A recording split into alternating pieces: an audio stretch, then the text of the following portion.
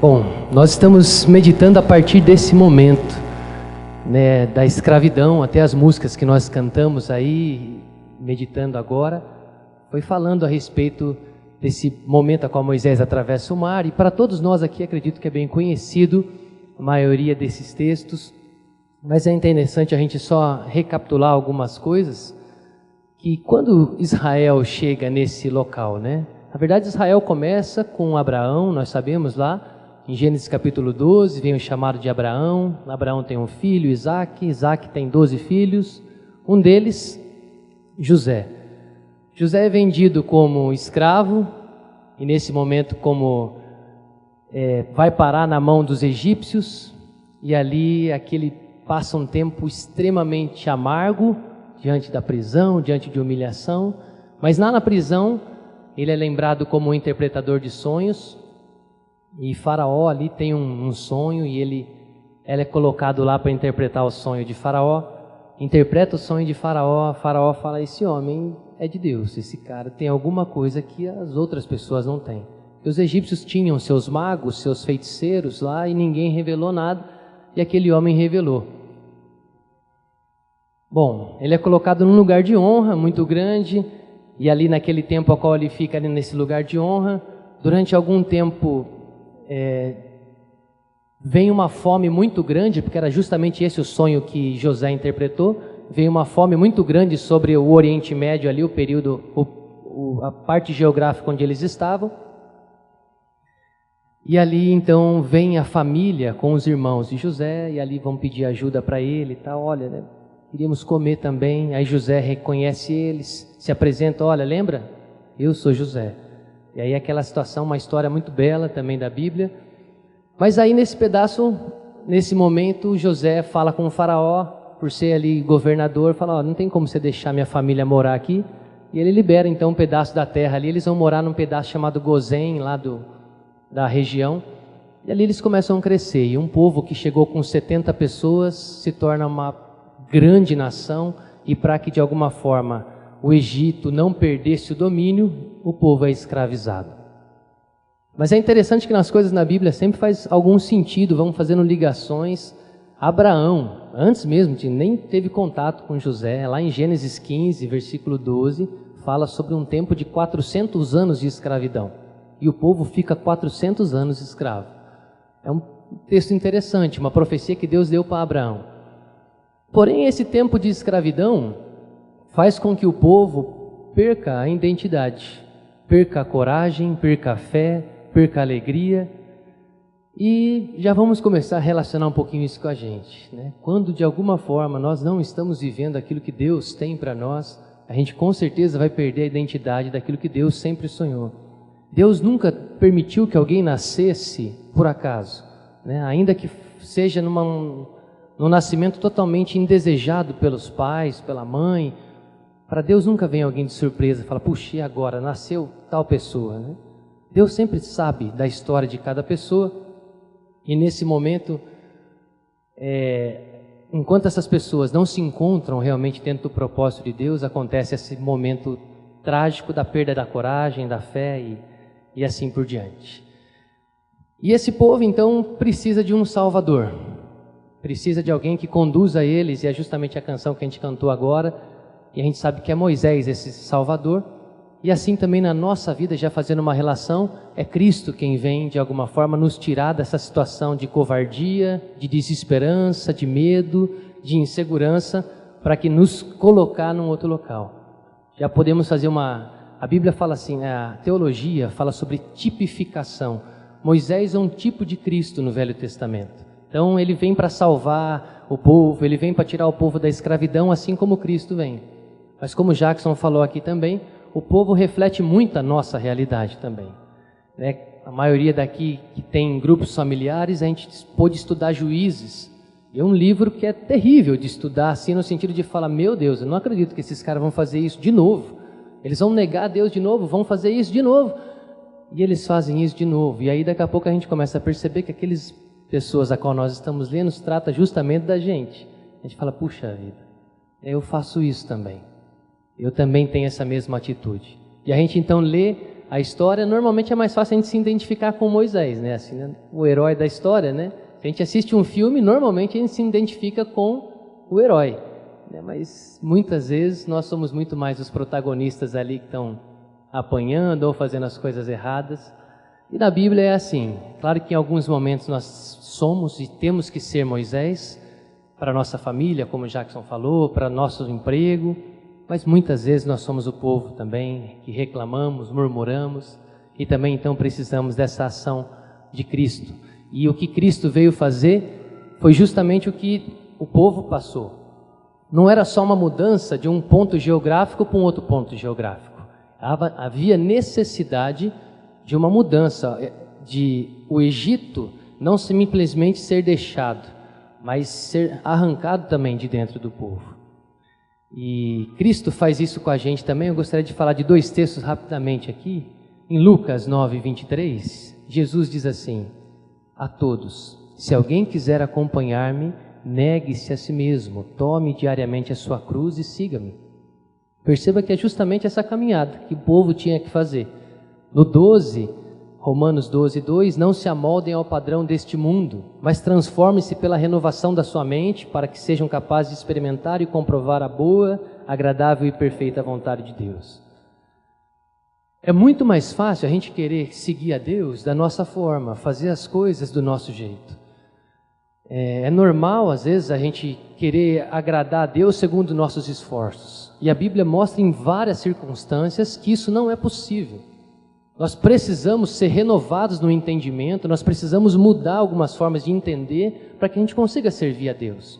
Não conseguiremos fazer algo que agrada a Deus ou apresentar algo para Deus, ainda que aquilo no nosso conceito seja agradável. Não será agradável para Deus, se não for do jeito que Ele estabeleceu.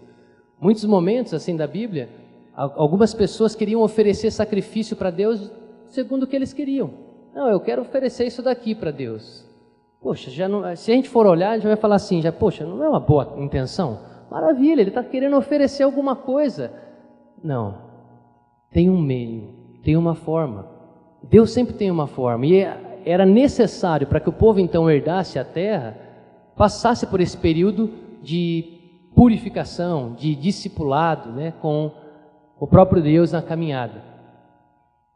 Então, vou ler um capítulo aqui, ler uma partinha da Bíblia daqui a pouco, que fala realmente sobre esse tempo da chegada, que é isso que eu queria falar com vocês hoje. Esse momento da expectativa da chegada.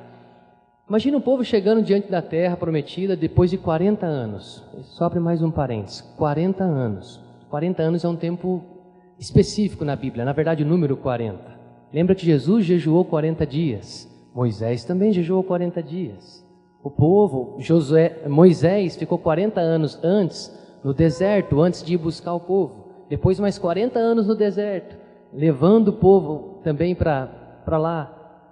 Elias até Horebe, 40 dias. Jesus, depois que ressuscita, passa 40 dias na terra.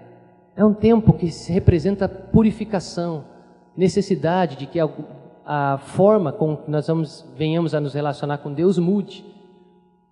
E essa expectativa que chega diante do povo, eu imagino que chegar diante daquele momento, depois de 40 anos, é um momento de pura êxtase, alegria, plenitude. Chegamos, 40 anos, quantas pessoas morreram, quantas coisas a gente passou, chegamos, mas qual será que foi a sensação que eles mesmos tiveram? E aí, aquela caminhada que era para ser aproximadamente de 11 a 40 dias, demora aproximadamente 40 anos, e eles entram então na terra, e Deus dá uma direção para eles. Olha, eu quero que vocês planejem, não cheguem chegando lá. Moisés levanta 12 pessoas e manda lá dar uma olhada na terra. Olha lá, Números capítulo 13, versículo 1 e 2. E o Senhor disse a Moisés: envia alguns homens em missão de reconhecimento à terra de Canaã, terra que dou aos israelitas. Envia um líder de cada tribo dos seus antepassados. Só um minuto aqui. Deus sabia quem estava na terra. Deus sabia também qual seria a reação do povo. Mas parece que ele fala assim: Moisés, manda 12 pessoas lá para vocês darem uma olhada como é que está a terra, e aí depois vocês vêm trazer a notícia aqui. Aí Moisés pega aquela mensagem, vai fazer isso. Números 13 e 18 ele vai enviar as pessoas. Vejam como é a terra. e se o povo que vive lá é forte ou fraco, e se são muitos ou poucos, se a terra em que habitam é boa ou ruim, se as cidades em que vivem são cidades sem muros ou fortificadas, se o solo é fértil ou pobre, se existe ali floresta ou não, sejam corajosos. Tragam algum fruto da terra, e era a época do início da colheita de uvas. Então, Moisés não sabia, o povo também não sabia, é indicado, vai lá, puxa lá algumas informações. Eu queria aqui lembrar com vocês aquele momento a qual Moisés recebe o chamado dele, lá na sarça ardente, vocês devem lembrar lá também, e ali Deus traz, pega o povo, leva o povo de cá para lá, joia? Ah, Deus, é difícil, acho que não vai ser tão fácil assim, eu não sei falar direito, não, mas faça isso. Quando a gente recebe a missão de Deus, de alguma forma a gente tem uma certa impressão de dificuldade. Mas quando a gente vai viver a missão, a gente vai perceber que tem muito mais dificuldade do que nós pensávamos. E eu vou fazer uma relação com a minha vida nesse momento, eu tenho aguardado 17 anos para que essa passagem saísse, para que nossa família fosse para o Oriente Médio. E eu, nesse tempo, esperei assim, com muita ansiedade e expectativa de que o dia que chegasse, a qual nós tivéssemos a passagem na mão, nós estaríamos assim, uau, nas alturas, a 1000 por hora, assim, extremamente contentes, não que nós não estamos, mas assim, todas as circunstâncias ao redor da gente fossem favoráveis, estava tudo em ordem, está tudo bem, chegamos, né? Graças a Deus a plenitude da promessa se cumpriu, e assim o povo estava também. 40 anos, só que na hora que eles olham, o retorno da resposta que eles têm, na hora que eles olham para a terra, é um pouco semelhante também ao que eu tenho vivido, por isso que eu estou falando assim, que essa mensagem tem muito a ver com a minha história também nesse momento, e acredito que com a história também da vida de vocês. Conhecendo Cristo, conhecendo Deus, puxa vida, a gente não espera que de alguma forma as coisas aconteçam mais ao nosso favor? Por que as coisas dificultam tanto às vezes? Por que Deus não trabalha de uma forma mais simples, mais prática? Eu estou precisando de tal coisa. Deus, de alguma forma, faz brotar esse dinheiro. Eu estou precisando ter mais paciência. Senhor, coloca pessoas mais maleáveis na minha vida. Mas não, é o contrário normalmente que acontece. São pessoas que dificultam às vezes a nossa caminhada, a gente dificulta a caminhada e a missão parece se tornar mais difícil ainda. E por que será? Será que é Deus que é ruim? E eu vou falar que, na verdade, somos nós que somos ruins, né? Nós que temos que lutar contra a cultura, contra nós mesmos, contra esses inúmeros imprevistos que acontecem durante a missão. Moisés é conhecido como o homem mais manso da terra, segundo Deus. Acho que tem uma validade nessa questão, né? Segundo Deus, ele é o homem mais manso da terra, porque os caras que ele caminhou eram pessoas difíceis. E por que às vezes, tipo assim, né, a Aline não pode ter um marido um pouco melhor, ou eu ter uma esposa um pouco melhor, né? Porque a Sol não pode já nascer obediente, já falando, já não fazendo xixi na cama. Por que as coisas não são assim? Por que o dinheiro não aparece na hora que eu preciso para comprar a passagem, ou o dólar para fazer? Por que as coisas não são assim? Né? Aí Deus vai mostrando o quanto Ele é didático, o quanto Ele é Pai que ensina, cuida e interage com a nossa vida durante a caminhada. E as coisas que para nós deveriam ser um pouco mais fáceis acabam ficando, aos nossos olhos, bem mais difíceis.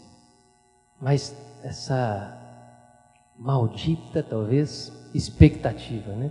Como a gente cria expectativa sobre coisas que devem ser bom para nós. O mundo, para ser bom, tem que ser ao nosso favor, senão não é bom.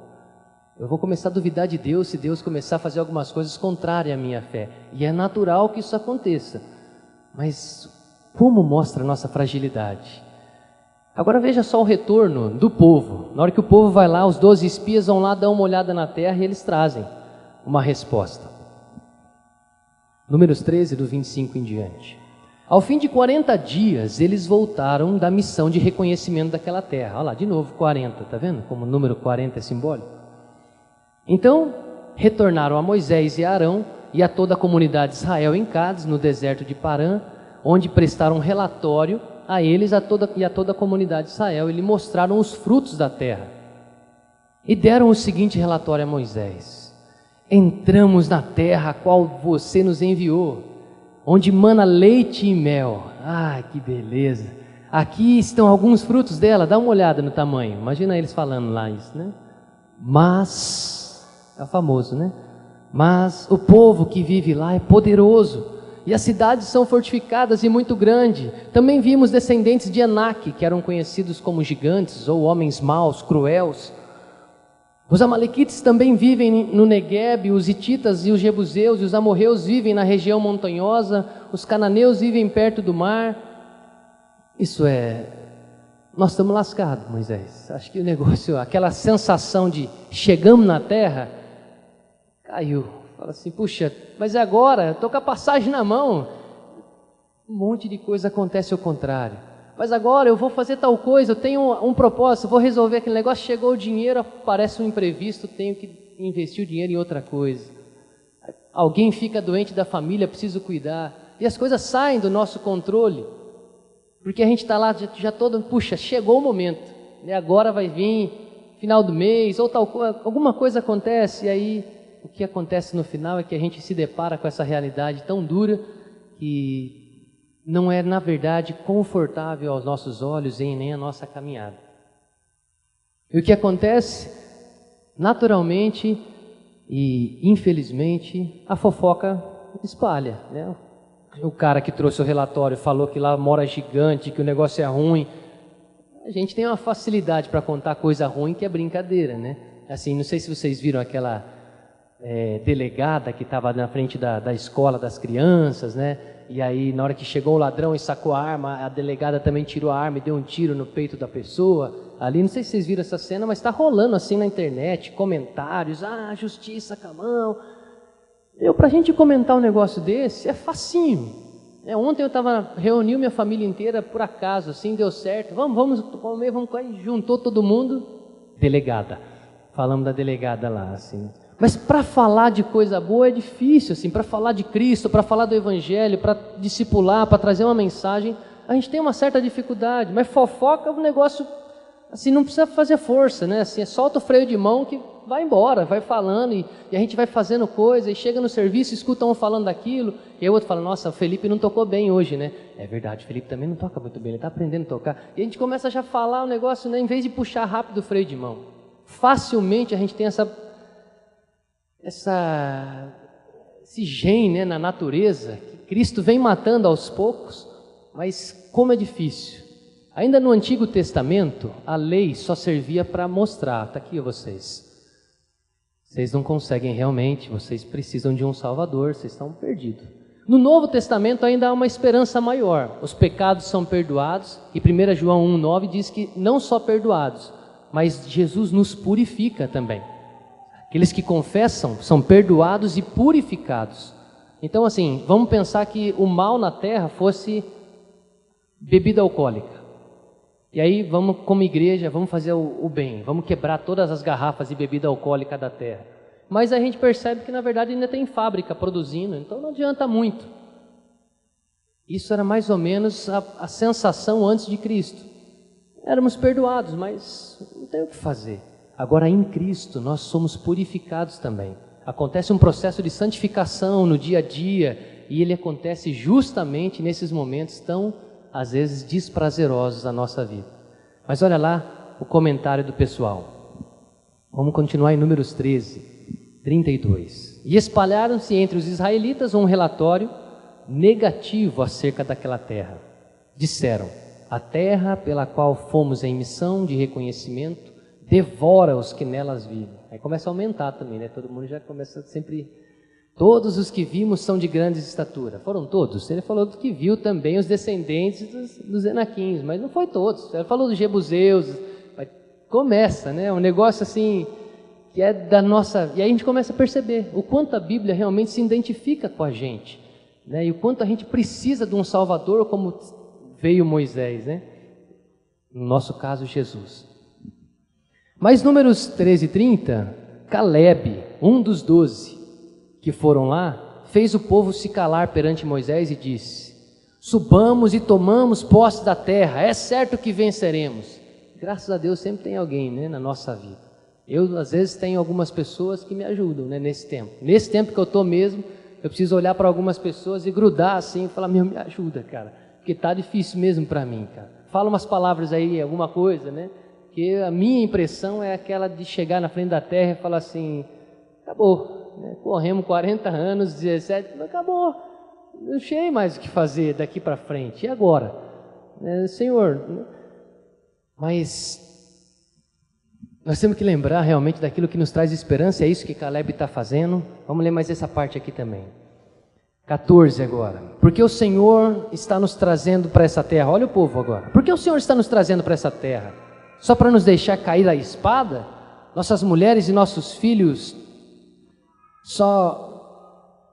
Nossas mulheres e nossos filhos serão tomados como despojo de guerra? Não seria melhor voltar para o Egito? E disserem uns aos outros: vamos escolher um chefe e voltarmos para o Egito. Moisés tinha que ser realmente paciente, né? Porque diante de uma galera, de um povo como esse, para trazer uma afronta como essa, né, na liderança, falar: você está trazendo a gente aqui para morrer, minha mulher e meu filho vai morrer, agora a gente está de brincadeira com a gente. Quer saber, povo, vamos escolher um povo entre nós aqui.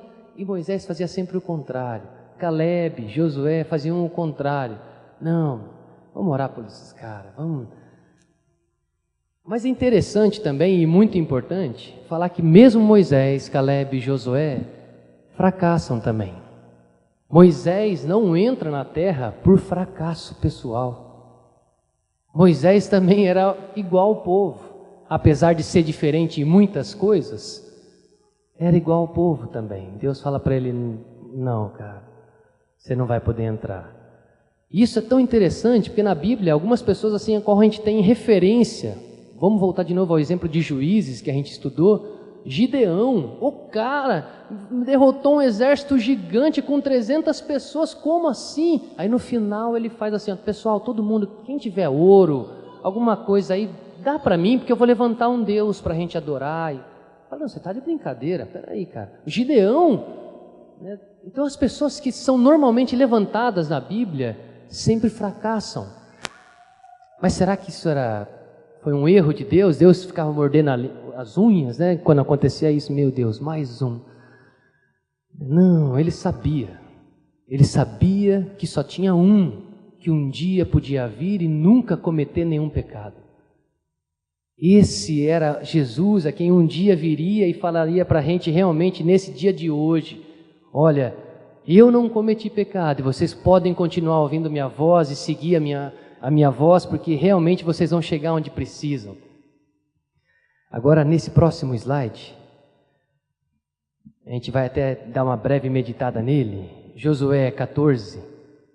Agora Josué, filho de Num, se coloca ali do lado de Caleb ali e fala: não, Caleb, peraí, você não vai falar sozinho. Ele encosta ali do lado de Caleb,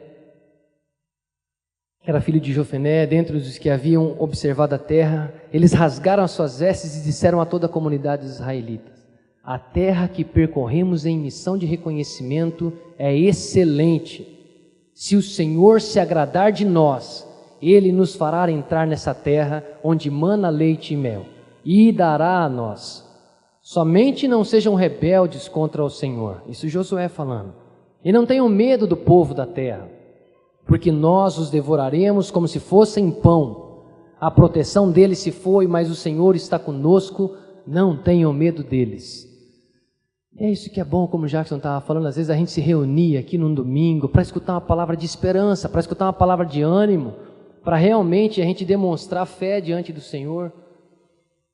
Nessa primeira parte aqui, a qual fala de Josué: se o Senhor se agradar de nós, essa partinha aí está falando justamente uma referência a qual Jesus nos ensina a orar. É na hora que Jesus está naquele momento mais difícil, a qual a medicina fala que é possível chegar realmente a transpirar sangue, diante de uma angústia extrema, a qual ele estava passando, ali no Getsemane, chorando ali assim, diante de Deus, orando por aquele momento, sabendo que a ira de Deus ia cair sobre ele, sabendo que o pecado do homem ia cair sobre ele. Ele vai lá e fala: Senhor, se possível, passa de mim esse cálice, o cálice da ira. Porém, Senhor, olha o se aí de Josué: se o Senhor se agradar. A gente não é mais aquelas pessoas a qual de alguma forma também encostam Deus na parede, e Deus tem que fazer as coisas para serem agradáveis para nós. E a gente vai amadurecendo no decorrer da fé e vai entendendo que é justamente isso. A maturidade da fé não está em Deus fazer aquilo que a gente quer, mas a gente entender o que Deus quer que a gente passe. Tem coisas que não são prazerosas. Eu gostaria de mudar muita coisa na minha situação atual e acredito que você também. Eu mudaria isso, eu me daria um emprego melhor ou um salário melhor, eu mudaria meu marido assim, eu mudaria minha esposa assim, eu faria essas coisas, eu mudaria muita coisa, mas é o que a gente gostaria. Mas às vezes Deus sabe o que realmente a gente precisa. E eu lembro da Sol também, quando eu estava tomando aquela vacina, 4 vacinas ao mesmo tempo, né? Aquela que vem nos 2 braços, nas 2 pernas. Eu falei, meu Deus do céu, tipo assim, eu chorei mais que ela, assim, né? Mas tipo, eu tinha que segurar, né? E aí ali me segurou e eu só encostando assim, chorando, né? E ela tinha que olhar para mim e entender que aquilo lá era para o bem, né? Por mais dolorido que fosse, era para o bem dela. E eu, como que eu vou entender um negócio desse? Mas tem coisas na nossa vida que são muito mais difíceis ainda do que uma vacina. Tem coisas que são pessoas que partem da nossa vida, né? Situações que nos humilham, nos ofendem, e a gente, mas espera aí, Deus, por que o Senhor não nos poupou dessa situação? E a gente então aprende com Josué e com Jesus, se for da tua vontade, se for do teu agrado, Senhor, o Senhor faz. Porque se não for, eu não vou ser rebelde ao Senhor. Porque se não for, eu vou aprender a te adorar mesmo em situações difíceis, Senhor. Porque, com certeza, meus queridos irmãos aqui que estão aqui, são nessas situações a qual, com certeza, a gente mostra se a gente acredita e ama ao Senhor. Porque enquanto as coisas estão boas, é muito fácil a gente amar. Mas quando está frio, quando o frio chega na nossa vida financeira, na nossa vida matrimonial, na nossa história, aí a gente realmente evidencia se a gente ama ao Senhor ou não. E tem hora que tudo, parece que realmente tudo está ao contrário. E a gente precisa tomar realmente algumas posições de convicção em direção ao Senhor, de não nos rebelar. E por fim, nesse texto também ele fala sobre a proteção do Senhor. A proteção. Nós temos um Deus que de alguma forma, por mais dolorido que esteja sendo as nossas situações, Ele sabe. E se dói para nós, você pode ter certeza que Ele chora mais do que nós, assim. Tipo, Ele não queria que nós estivéssemos sentindo aquilo, mas Ele sabe que nós precisamos, né?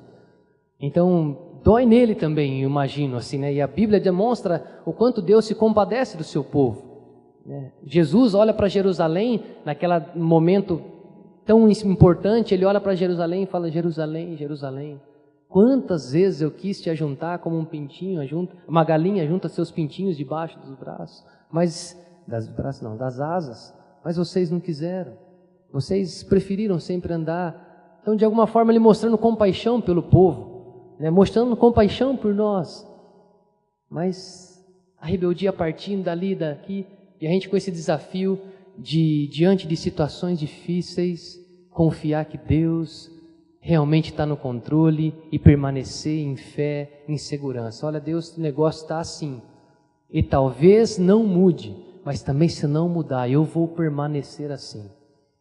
E a gente está diante de um tempo no Evangelho,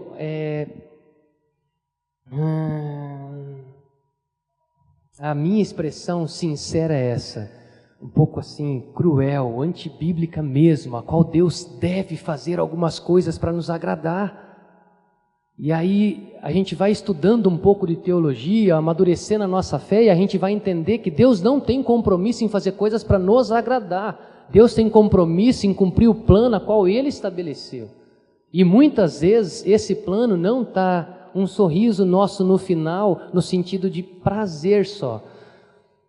Vai ter sim um sorriso imenso no coração daqueles que entenderem, Josué, Caleb, mas aqueles que estão esperando que Deus mude o contexto somente para que Ele se agrade, Deus sai dessa posição de gênio da lâmpada, de alegrador de plateia, para falar assim, filho, eu sou Deus, e você é filho, é criatura, e eu mando aqui, e vai ser assim às vezes.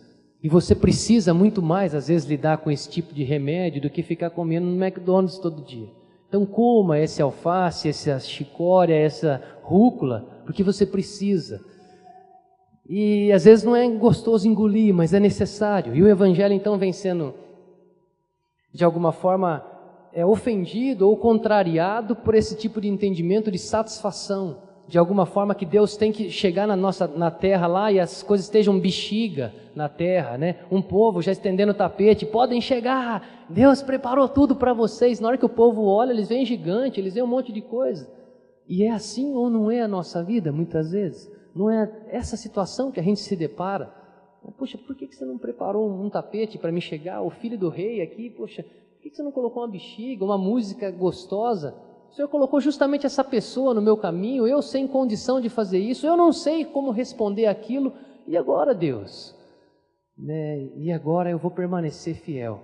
Aí Josué lembra das palavras de Moisés, e com certeza isso faz permanecer fiel, porque olha só o que Moisés diz lá em Deuteronômio 12:10, agora Moisés falando: mas se vocês atravessarem o Jordão, mas vocês atravessarão o Jordão, e se estabelecerão na terra que o Senhor, o seu Deus, lhe dá como herança, e lhes concederá descanso de todos os inimigos que cercam, para que vocês vivam em segurança. Eu estou chegando ao final aqui, mas eu queria falar algo importante para vocês. Existem duas alianças na Bíblia, tanto é que nós temos o Velho Testamento e o Novo Testamento. O Novo Testamento, a nova aliança, supera a velha aliança.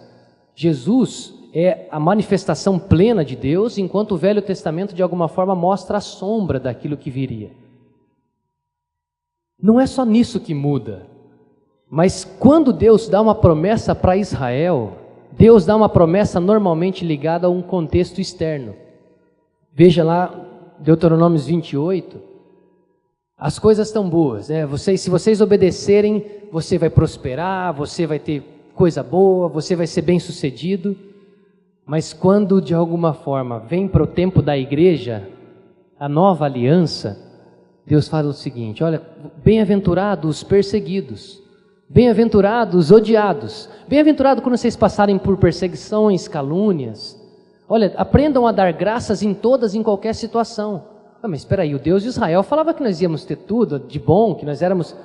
mas agora a promessa para a igreja, ela muda um pouco a direção. E aí a gente começa a perceber o número imenso de pessoas. Naquele tempo, eu não sei se vocês tiveram a oportunidade de assistir Apóstolo Paulo, se não tiveram no cinema, vão assistir, porque é bacana. Ele não é um filme bíblico no sentido assim cronológico, de falar todos os versículos bíblicos, mas ele relata muito a realidade do povo daquele tempo. E era uma realidade a qual o povo morria nas arenas romanas, eram pregados como em postes e acendidos como tocha humana. Famílias inteiras, mãe, filho, pai, entravam dentro de arenas para ser devorado por leão. Mas peraí, Deus não tem que poupar a gente dessas situações? Porque o Velho Testamento, na verdade, Deus trabalha com essa ideia. Se você não gosta de alguém, se o povo é inimigo, mata. Mata porque nós vamos ter que purificar. No Novo Testamento ame. Mas peraí, vou conviver com aquela pessoa, ame. Dê graças em tudo que você tem. Mas vai mudando a situação. E a gente então vai percebendo que a realidade agora da nossa vida é diferente. Tem um cara chamado William Carey, que é o chamado pai das missões modernas. Se vocês puderem ler biografia, essa é uma indicada, se vocês gostarem. Se vocês não gostarem de ler, tem o filme dele no YouTube. William Carey, pai das missões modernas. 1792. Esse cara tem um chamado para ir para a Índia, para começar a falar do Evangelho de Deus.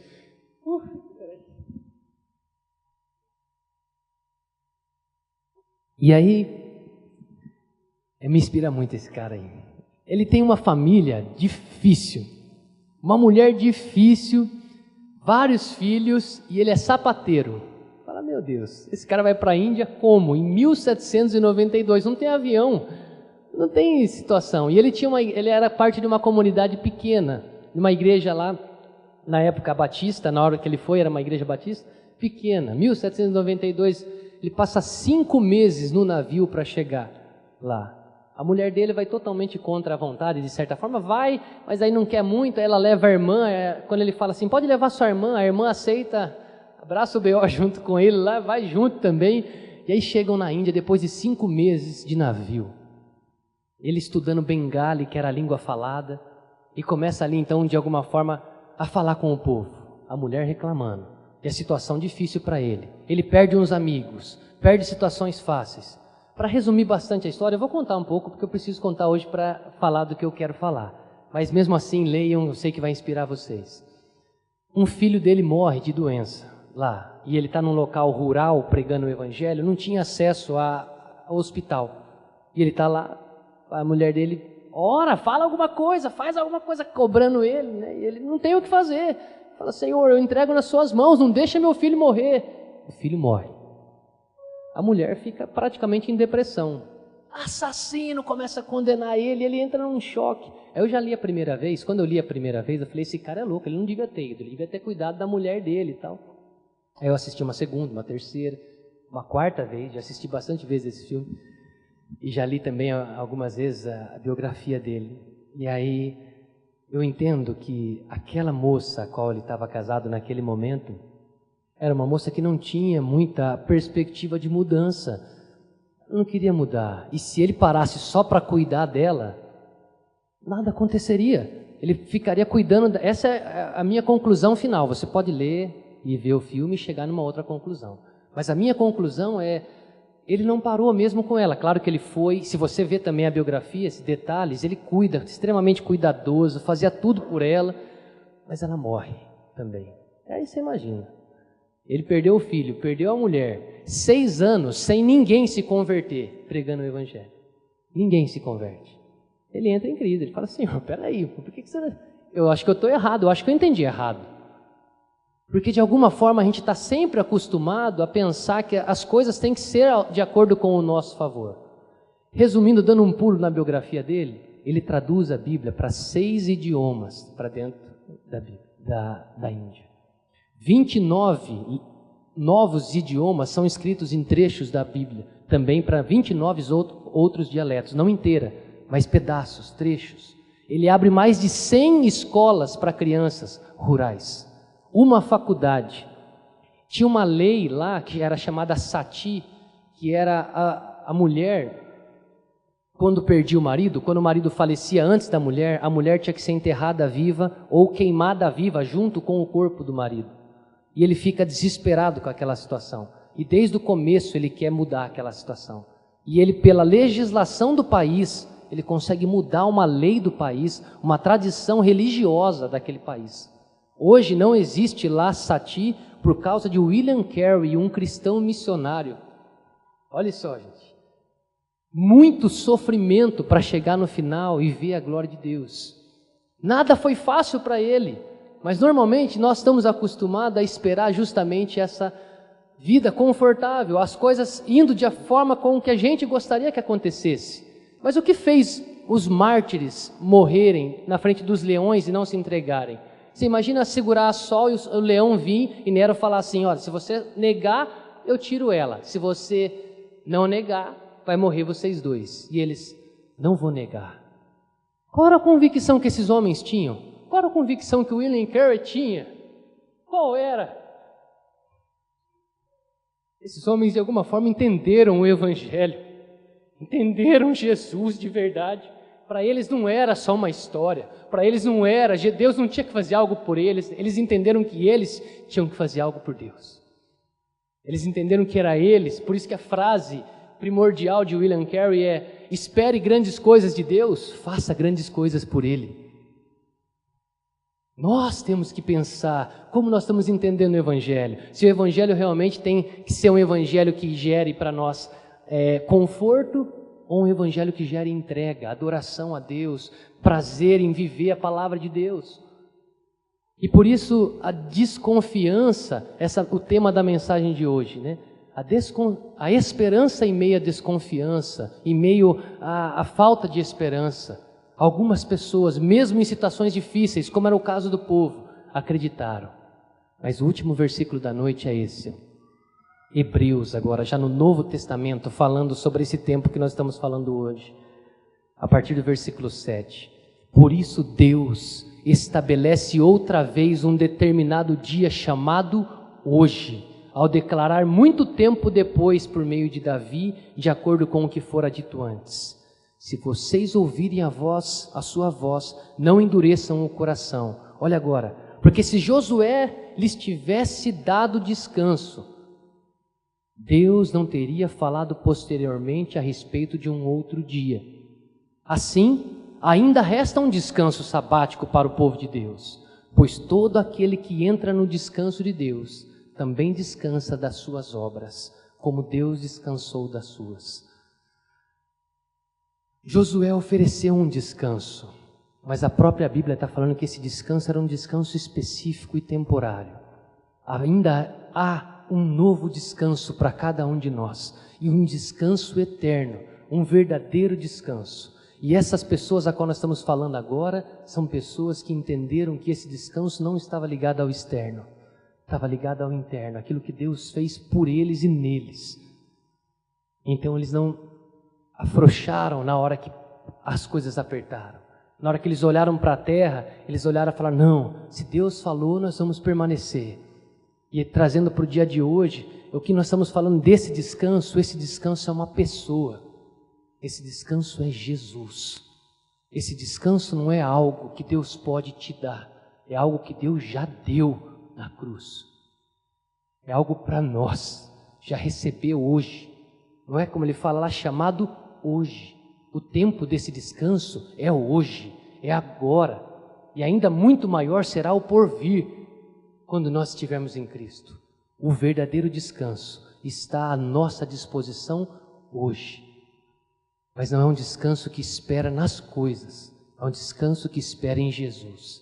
E que numa arena romana, num país lá na Índia, ou aqui em Sorocaba, nós continuaremos esperando que o Senhor seja glorificado com as nossas vidas, e não que Ele tenha que mudar circunstâncias para nos agradar.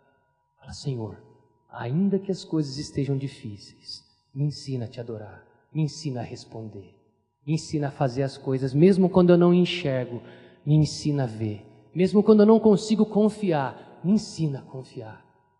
Quando está muito difícil, eu sei que talvez para alguns aqui, como também para mim em algumas coisas, é muito difícil. Como que nós vamos ver esperança nisso?